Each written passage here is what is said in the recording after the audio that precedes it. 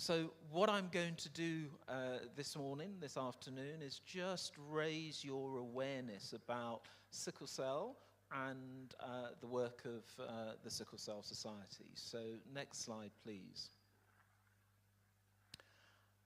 Whilst we're waiting for that slide to come up, looking at the congregation today, I can tell you now, and I'm only hazarding a guess, but I can tell you now, in this audience, at least a third of you in this room will either be healthy carriers of the sickle cell gene, or some of you may have sickle cell anemia.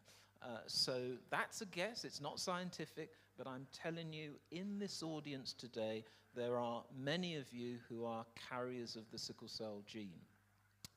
So let me tell you about the work that the Sickle Cell Society has been doing for nearly 50 years. So we're an organization that's been around for nearly 50 years. We were registered as a charity in 1979, even though we existed before 1979. And for those of you of a particular age, 1979 wasn't that long ago. But it was formed by a group of parents who had children with sickle cell, healthcare professionals, so doctors and nurses who in the 60s and 70s knew very little about sickle cell. So it was parents, it was people living with sickle cell anemia, and doctors and nurses. That's how the Sickle Cell Society came about. And its purpose was to address the lack of understanding about sickle cell, address the stigma that Bishop Mullins mentioned, and in those days there were very little or no treatments for people who lived with sickle cell. Next one, please. Thank you, Sister Jennifer. So what is it the Sickle Cell Society does? Well, we provide advocacy and support for individuals who live with sickle cell anemia and their families. We develop policy for doctors and nurses. So that second blob, which talks about the standards for sickle cell care of adults, was developed by the Sickle Cell Society with doctors and nurses. So the standards, whether you're at King's, Lewisham, Guy's and St Thomas's in South London, those are the standards that have been developed by the Sickle Cell Society. We have, for our young people, we have a peer mentoring support service where we have people who live with sickle cell supporting young people with sickle cell. And we have a helpline and information service. The really interesting thing about our information and helpline service is that we are a UK charity, but we have emails, calls from all over the world, the Caribbean, Europe, Africa, the Middle East. So whilst we're a UK charity, we actually get lots of requests for information and advice from all over the world. And we take 30 to 40 children who live with sickle cell away on an annual family retreat. That's really important. I'll tell you why it's important, because on the last occasion, there was a young boy who was about 12 from the West Midlands, and that was the first time, even though he'd been going to hospital at City Hospital, this was the first time he had met another person who had the same condition as him. So it's really important for young people. And we campaign and we raise awareness for sickle cell. So that's what the Sickle Cell Society has been doing for nearly 50 years. Next slide, please, Jennifer. Thank you. Bishop Mullins mentioned Sam and Mary, and they stood up and introduced themselves from NHS Blood and Transplant. Now, one of the things that the Sickle Cell Society does is we have a program called Give Blood, Spread Love, and it's about blood donor recruitment. Let me tell you as an audience that 97% of all blood donations comes from the white population, the Caucasian population. So only 3% of people who look like me and many of you in the audience donate our blood.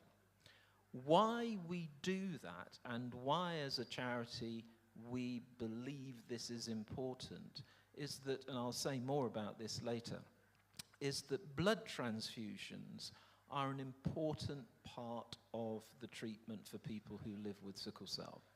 And many of us here have a blood group called RO.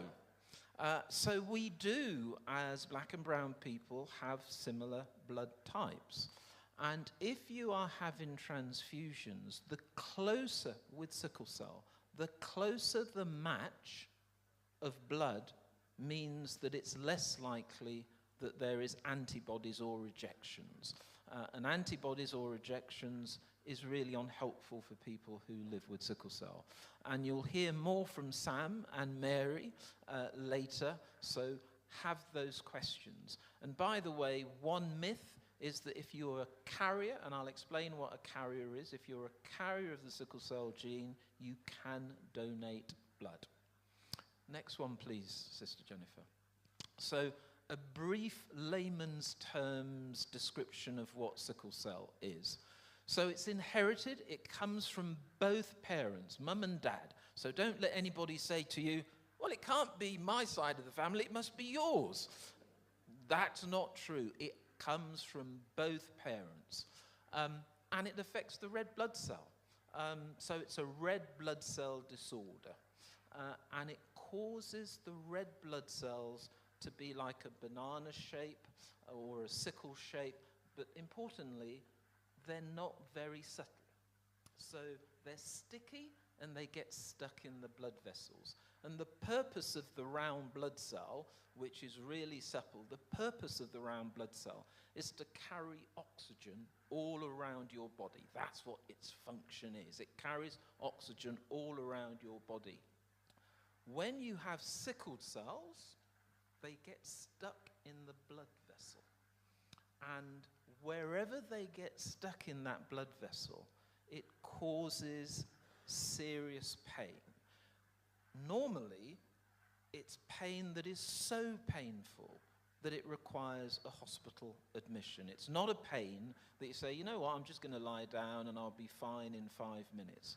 So we're in London, we're in South London today. Sickle cell is in the top 12 of all causes for emergency admissions in hospital. So it's high up there as to why people attend accident and emergency. So these episodic pain crises come and they are serious. But sickle cell is not only about the painful crisis. There are serious complications of health for children and adults over time, and I'll explain that later. And sickle cell trait, or some people will call that as a carrier, and I'm suggesting that there'll be many of you who are carriers in this room, is where you have the gene. You don't have a crisis, the painful crisis, but you carry the gene. And two people who have the gene, perfectly healthy, perfectly fit and well, two people who decide to have a family will always, always, always have a 1 in 4 chance, so 1 in 4 chance for every pregnancy of having a child with sickle cell anemia. So in simple terms, let's say you had 4 pregnancies. You could have 1 child with sickle cell, 3 as carriers, but it could be any combination. It could be 2 and 2, 3 and 1, who knows? So that's a simple layman's guide to what sickle cell is. Next one, please, Sister Jennifer. Sometimes people will talk about their sickle cell as SS. I'm SS, or I'm SC, or I'm beta thalassemia. So the important message about this slide is that there is not one type of sickle cell anemia. The HBSS, HB is just short for what the doctors and nurses use when they talk about hemoglobin, okay? So SS is the most common genotype for sickle cell across the world, whether you're in the Caribbean, whether you're in the Middle East, whether you're in India. it is the most common, and it's the most common in the UK. So people will have SC, they'll have SD, so there are various combinations of sickle, and there is beta thalassemia, sickle beta thalassemia as well. So the important message is don't think that there's just one type of sickle cell. Thank you, Sister Jennifer. Next one. So what causes those episodic painful crises when the blood vessels get stuck with the sickled cells? Well, for children and adults, you have to have good fluid intake. So you'll see people with sickle cell drinking plenty of water. Extremes of hot and cold will trigger a crisis. So if it's really cold or it's really hot, that can trigger a crisis. And obviously, if you have underlying infections like the flu or a viral infection, that can trigger a crisis. And physical education. So for children, and we've had lots of debates with schools and universities, you can't do physical exercise. So when it's pouring with rain and you have to do cross-country or it's really cold, children with sickle cell are advised not to do that, because what will happen is that it will trigger a crisis. And we've had lots of parents who have complained about teachers insisting in winter that the children must go swimming. So physical education, extreme exercise is not good and can trigger a crisis. And this penultimate point, we are all here and not here experience in our lives stress and anxiety. All of us, one thing or another, will be stressful or make us anxious. With sickle cell, being stressed and anxious can trigger that episodic pain.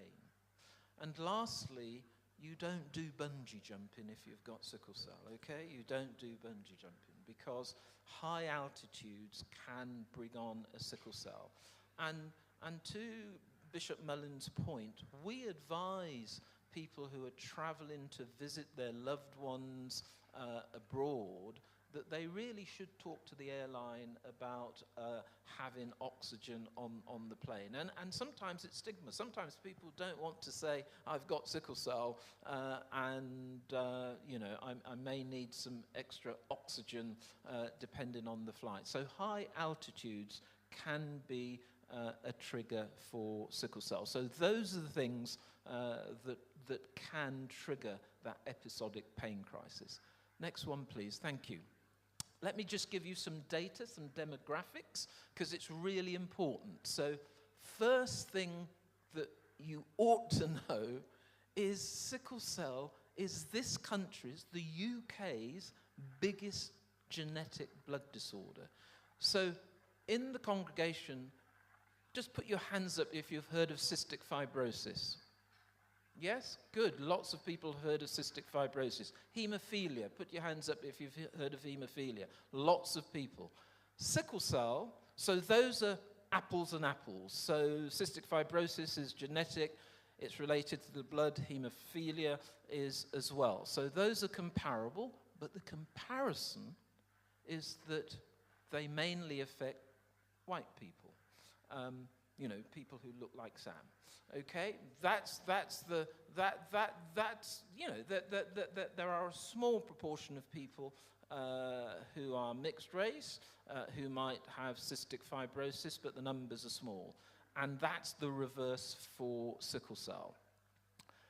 There's about 20,000, the slide says 18, but we believe it's nearer 20,000 people in this country living with sickle cell anemia. The vast majority live in London. So about 60% of the people live in London.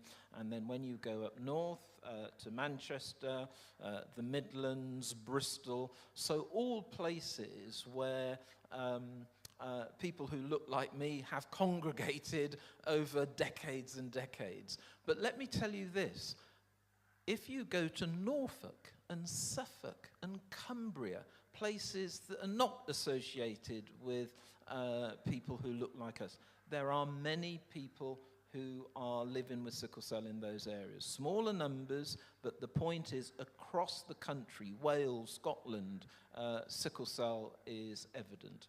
And just to tell you that sickle cell is bigger than both haemophilia and cystic fibrosis combined. So there are more people, so the number of people with cystic fibrosis in this country is about 10, 11,000, and the number of people with haemophilia is about probably 8,000 or thereabouts.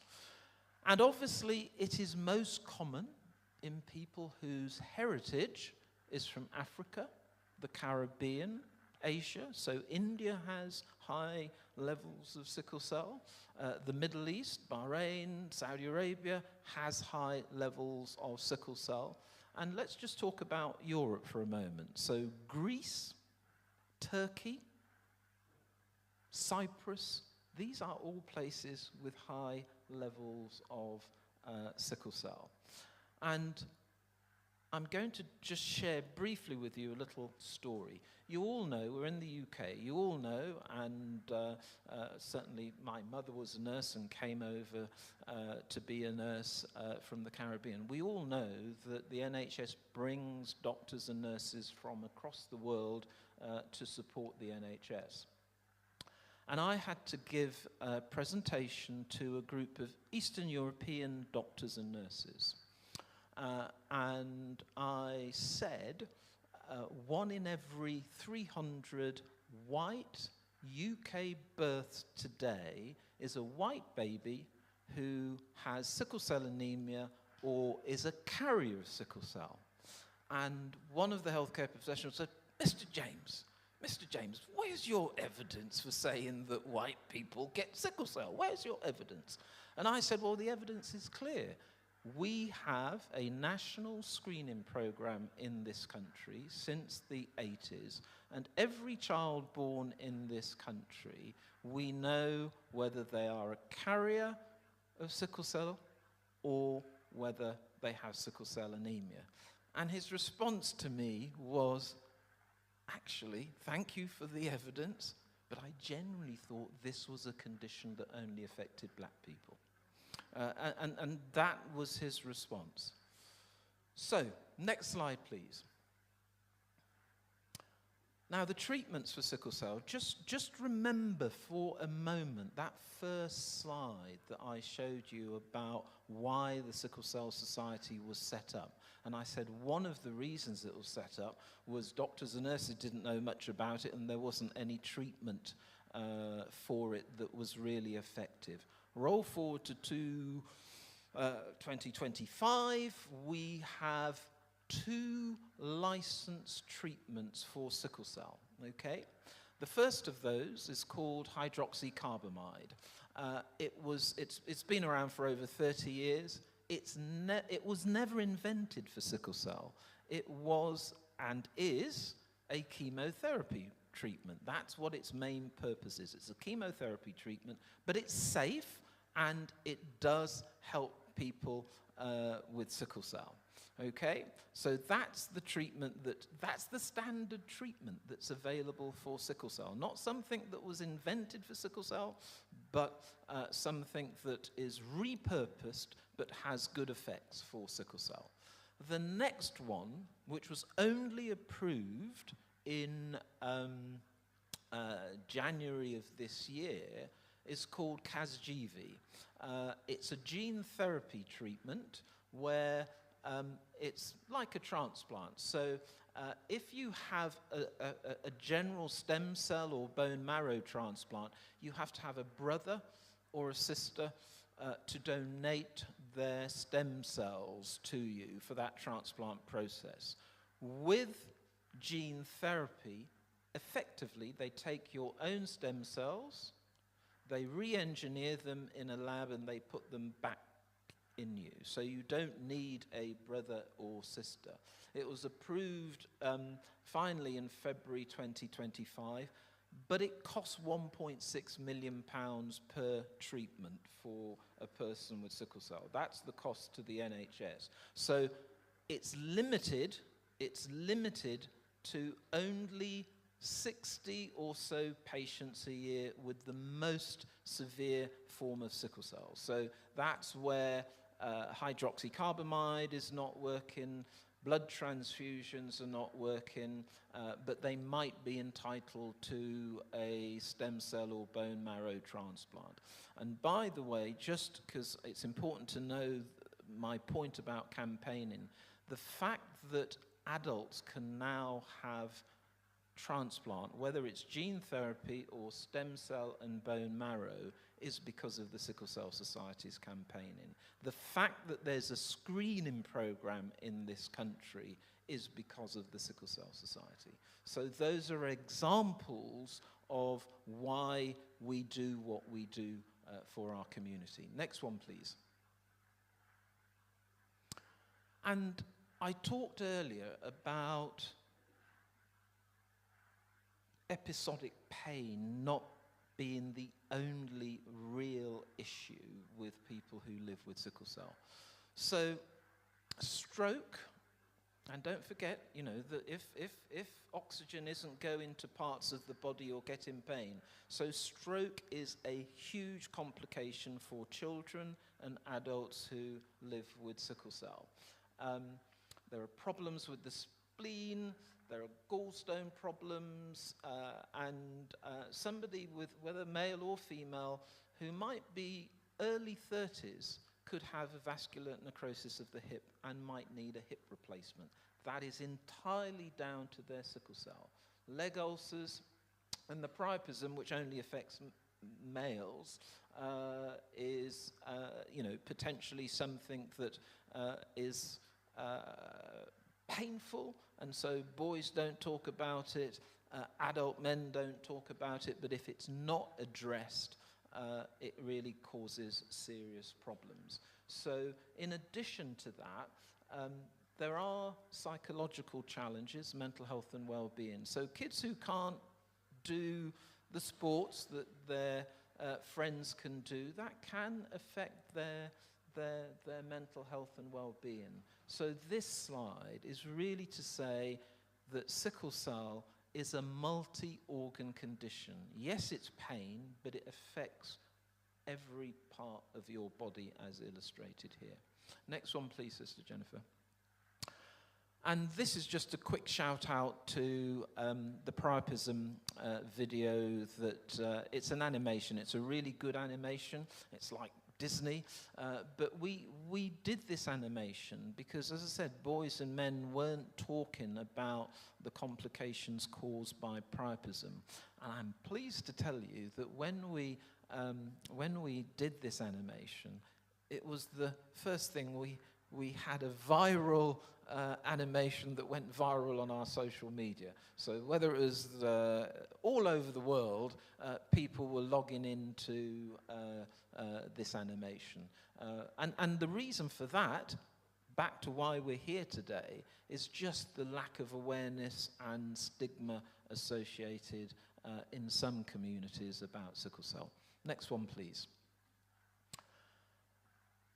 I just want to draw your attention to this slide, Can You Tell It's Sickle Cell? Because part of the work we do with the NHS England individual trusts, is that in 2025, there are still people who live with sickle cell who go into hospitals in London and other places where the doctors and nurses say, sickle? What's that? What's that? So there is still a lack of awareness and education and training for doctors and nurses.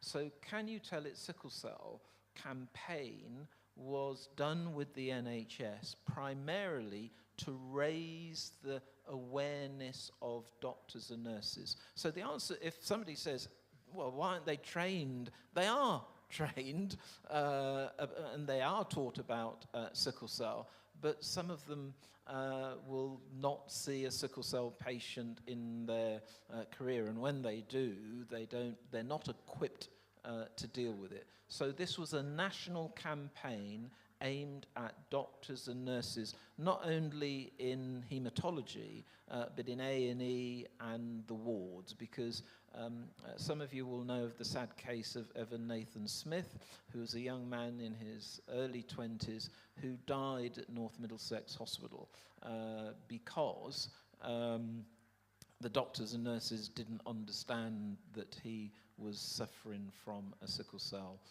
crisis. And the time they did, it was too late. Next one, please. And this is another piece of work that we've done with the NHS with this acronym called ACT Now, but this is an acronym that's been rolled out to all A&E departments in London, in the West Midlands, in the north of England, and it again is a piece of work about giving analgesia quickly, because there are standards for giving it within 30 minutes, about being compassionate, about notifying the haematology team, ensuring oxygen is available, and watching and keeping warm. So we try to do simple things so that it's not too burdensome, for the want of a better word, for healthcare professionals who are busy looking after lots of patients in a busy NHS. Next one, please.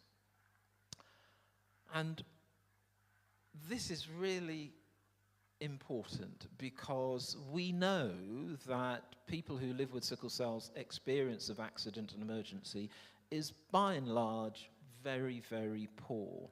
We as an organisation have got the NHS to put money into testing whether or not people with sickle cell should bypass A&E and go straight to a haematology team. And that pilot, there are 7 pilots across the country, which the NHS have said, yes, Sickle Cell Society, we hear you, we're going to test it. So it's Manchester, Leeds, Sheffield, and there are 4 in London. The 2 in South London are Lewisham and St George's. And they've been piloted since 2024, 24/7, so somebody in Lewisham or Tooting who has a crisis, instead of waiting for hours in A&E, they will go straight to the haematology team, and that's 24/7. So those are being piloted at the moment, and again, that's through work from our campaigning. So if you have friends, family in southwest London or southeast London, and you know they're having a crisis, do tell them about the ED bypass. Those are the 2 places. Next slide, please. So what are the benefits of that? Well, it's quick and effective treatment. So in Lewisham, and I was there, I think 2 weeks ago, they are now seeing anybody with a crisis gets their pain medication in about 15 minutes.